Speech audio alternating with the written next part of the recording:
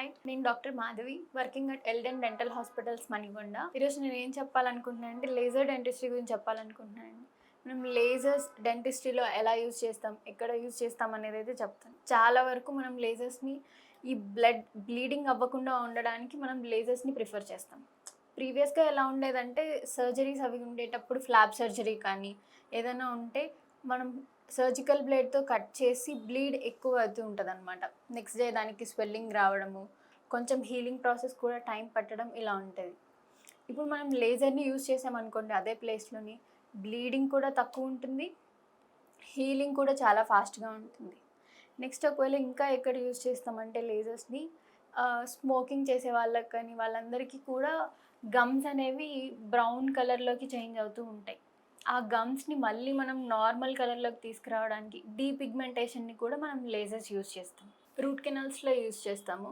అవి కూడా చాలా మైనర్ కేసెస్. లాస్ట్ టీత్ ఏవైతే ఉంటాయో వాటి రూట్ కెనాల్స్ వరకు మనం యూజ్ చేస్తాం. ఇంకా క్రౌన్ లెంతనింగ్కి యూజ్ చేస్తాం. ఇప్పుడు మనం స్మైల్ డిజైనింగ్ చేయించుకునేటప్పుడు ఎలా ఉంటుందంటే ఇవి మన చిగుర్లు కూడా ఒకటి కిందికి పైకి అలా ఉంటాయి కదా, అలా లేకుండా మనం వాటిని ఈక్వల్గా తీసుకురావడానికి క్రౌన్ లెంతనింగ్ ప్రొసీజర్స్లో కూడా మనం లేజర్స్ యూజ్ చేస్తాం. ఇంకొకటి ఫ్రీనెక్టమీలో కూడా యూజ్ చేస్తాం. ఫ్రీనెక్టమీ అంటే ఇప్పుడు మన లిప్స్కి లోపల ఉన్న ఆ గమ్కి ఒక అటాచ్మెంట్ ఉంటుంది. ఆ అటాచ్మెంట్ అనేది కొంచెం జస్ట్ పళ్ళ పైన వరకే ఉన్నిందనుకోండి, అప్పుడు ఆ ప్రెషర్కి మనకు టూత్ కూడా సపరేట్ అయ్యి మిడ్ లైన్ డయాస్టిమా అనేది వస్తుంది అనమాట. అలా రాకుండా ఉండడానికి ఫస్టే మనం ఫ్రీనెక్టమీ చేస్తాము.